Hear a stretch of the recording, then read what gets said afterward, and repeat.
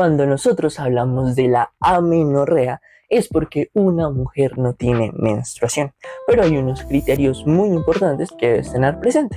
Tanto es así que es dividida en amenorrea primaria como en amenorrea secundaria.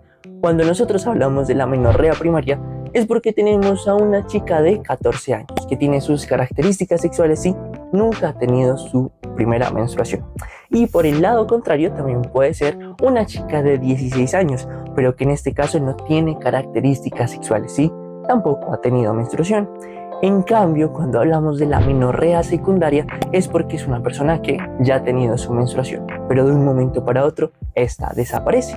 Para nosotros poder hablar de que es una amenorrea y no es un retraso, es porque cumple un periodo de 3 meses en una chica con ciclos regulares. Y por el lado contrario, un periodo de 6 meses en una chica con ciclos irregulares. Nosotros para entender esto no nos sirve aprendernos todas las enfermedades.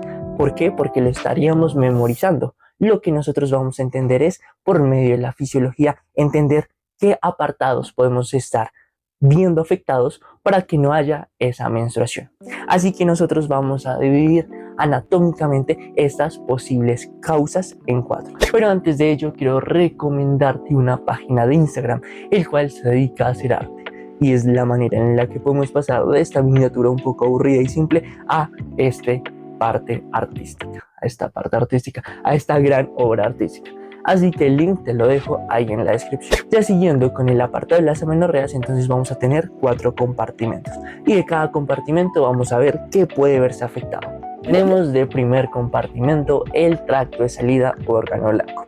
De segundas el ovario. De terceras la hipófisis anterior. Y de cuartas el hipotálamo y el sistema nervioso central.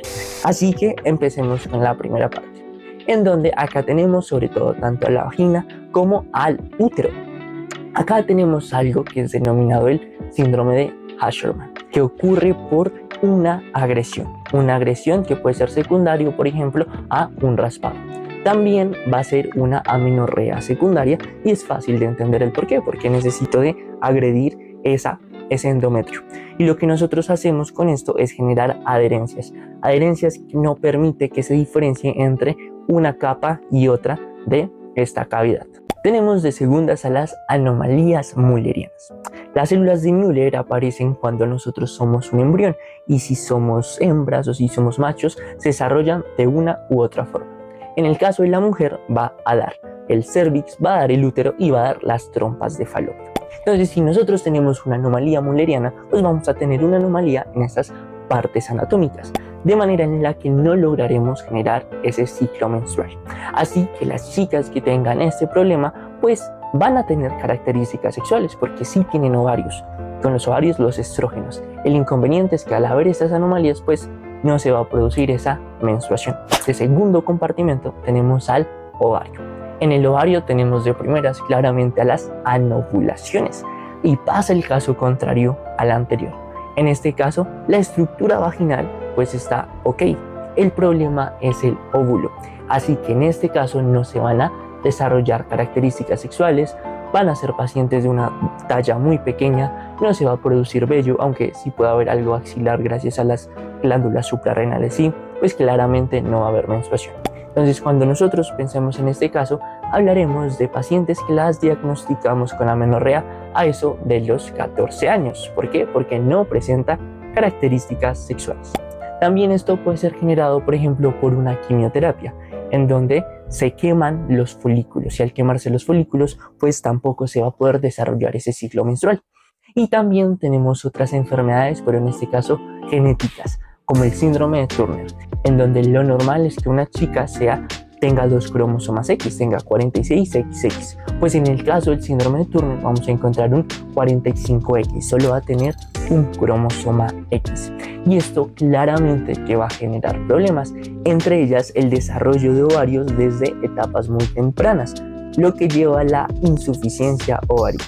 Desde la vida fetal, los ovarios en este síndrome no se desarrollan correctamente, quedando como bandas de tejido fibroso, llamados ovarios en cintillas, en lugar de producir óvulos y hormonas sexuales. En el tercer compartimento tenemos a la hipófisis anterior. Y aquí la hipófisis anterior es muy importante porque recuerda que nos va a producir una serie de hormonas. entre ellas la TSH y la FSH, que son indispensables para que se produzca ese ciclo menstrual. La cuestión es que hay otro apartado de hormonas, como por ejemplo la prolactina, que la prolactina es la que permite que cuando hay altos niveles, pues las mujeres puedan amamantar. En este caso, también hay una contrarregulación entre estas dos, ya que si se expresa una hormona, las otras no se van a expresar. Así que es usual encontrar que cuando una paciente tiene amenorrea es porque tiene altos niveles de prolactina. Y esos altos niveles de prolactina pues se van a ver expresados en galactorrea. Pero además van a inhibir tanto a la TSH como a la LH. Y por cierto, también esa es la razón de que una mujer, cuando tiene a su hijo en su parto y empieza a amamantarlo, le sirva como un método de planificación, ya que no se expresa ni la FSH ni la LH. También dentro de este compartimento podemos hablar del síndrome de la silla turca vacía. Ella no es tan común y se refiere a una anomalía anatómica en la que la fosa hipofisiaria prácticamente está vacía, ya que la glándula hipófisis se encuentra aplastada hacia el piso, dorso y paredes laterales. En el cuarto compartimento tenemos al hipotálamo y al sistema nervioso central. La forma en la que se expresa el ciclo menstrual es gracias a hormonas. Y estas hormonas aparecen gracias a diferentes estructuras, como por ejemplo el hipotálamo. Y el hipotálamo porque genera la GnRH, que luego expresa para que aparezca la FSH y la LH, y estas, como ya sabrás, van a los folículos y generan todo ese procedimiento para generar ese ciclo menstrual. Así que todo lo que nos deprima esta parte pues va a afectar esa cascada que te acabo de explicar. Así que acá puede entrar, por ejemplo, el hipotiroidismo, puede aparecer por ejercicio extenuante, por anorexia, por una depresión que estemos teniendo y este tipo de circunstancias que las explicamos más en detalle en este video. Pero siguiendo con este compartimiento, además de estas razones, también tenemos algo llamado el síndrome de Kallmann, el cual ocurre porque hay un hipogonadismo en el que se expresa una menor cantidad de GnRH, que como te acabo de explicar es el que nos sirve para expresar tanto la FSH como la LH. Entonces, si no está esa primera cascada, pues no va a aparecer el ciclo menstrual. Además, también se caracteriza por tener anosmia con hipoplasia o aplasia de los bulbos olfativos. Así que con todo esto, nosotros ya nos hicimos una idea de, ok, si vemos una amenorrea, el problema puede estar en estas estructuras anatómicas. Pero ahora te voy a mostrar cómo nosotros lo debemos abordar y considero que esta es de las partes más importantes de este video, ya que entendiendo lo anterior vamos a poder proceder de la mejor manera para averiguar específicamente en qué parte es el problema que está generando esa amenorrea, ya sea primaria o secundaria. Así que algo que no te he comentado en el video, pero pues que es fácil de entender, es que la primera causa de amenorrea es el embarazo. Así que lo que primero vamos a hacer es mandar una prueba de embarazo a esa paciente que viene a nosotros por amenorrea.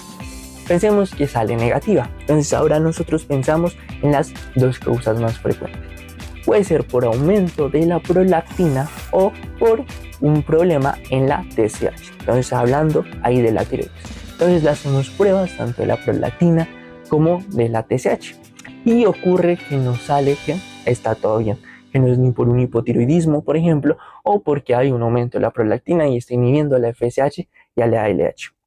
Entonces nosotros recordamos el cómo se produce ese ciclo menstrual y nosotros recordamos que necesitamos tanto de los estrógenos como de la progesterona. Así que lo que hacemos es darle a la paciente un ciclo de progesterona. Esto nos va a ayudar para varias cosas. Entonces, pero hagámoslo de forma organizada. Tenemos a la progesterona. Entonces, después de darle esta progesterona, tenemos dos opciones. O sí menstrua o no menstrua. Si sí llega a menstruar, ¿qué nos está diciendo? Pues que el problema es que la paciente no está generando los niveles adecuados de progesterona. Si no menstrua, tenemos dos posibilidades. La primera, o el problema no es por progesterona, o la segunda, el problema sí es por progesterona, pero además de estrógenos. porque claro, si la paciente no está produciendo progesterona, pero tampoco está produciendo estrógenos, aunque le demos esa progesterona, pues no tiene el efecto de los estrógenos, que es el que hace que primeramente crezca ese endometrio para que cuando bajen esos niveles de progesterona, baje también así la sangre. Así que si vemos que esta parte de la progesterona no fue suficiente, hacemos otro ciclo, pero en este ciclo le vamos a dar además estrógenos. Entonces la paciente pensemos que sí menstruó, entonces ya sabemos que el problema es de estrógenos y de progesterona, pero por el lado contrario pues vemos que no menstruó. Así que ahora nos vamos a ir a la tan nombrada en este video FSH como LH. Y acá tenemos tres posibilidades que son muy fáciles de intuir: o están elevados o son normales los niveles, o por el contrario están bajos. Ten presente que cuando aparecen estrógenos la FSH se inhibe y cuando aparece la progesterona la LH se inhibe. Entonces nosotros, si estamos con la paciente que no produce ni estrógenos ni progesterona, podemos pensar que hay una perimenopausia causada por una falla ovárica. Los ovarios resistentes son el resultado de una alteración funcional de los receptores de gonadotrofinas en los folículos ováricos. Esto puede ser a causa de amenorrea primaria o secundaria y es resistente a la estimulación exógena con gonadotrofinas. El diagnóstico de esta afección requiere que la paciente tenga un cariotipo 46XX normal, características sexuales secundarias normales, FSH y LH plasmáticas elevadas en el rango menopáusico y que en la biopsia ovárica se observen folículos normales y múltiples. Puede producirse una revisión espontánea del bloqueo del receptor. Si esto ocurre en una paciente menor de 30 años es porque hay un cariotipo.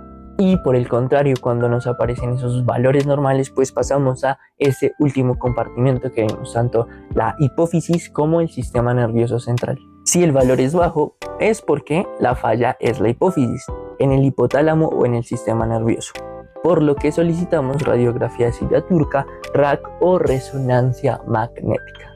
Así que la manera en la que nosotros vemos que es en el hipotálamo, pues es descartando las otras cuestiones, aunque pues acá también entra la parte de evaluar adecuadamente la historia clínica y ver bien a tu paciente, ya que si ves que es demasiado delgada y te cuenta antecedentes tal vez de bullying o algo parecido, pues puedes pensar ya inmediatamente que te vas a ir más hacia ese lado del hipotálamo, ya que ten presente que esto no es una camisa de fuerza, sino más bien un algoritmo que te puede ayudar a decidir de la mejor manera. No siendo más, espero que te haya servido mucho el video y por acá te dejo otros videos relacionados con este tema para que todo lo que un estudiante debería saber de ginecobstetricia tú lo sepas.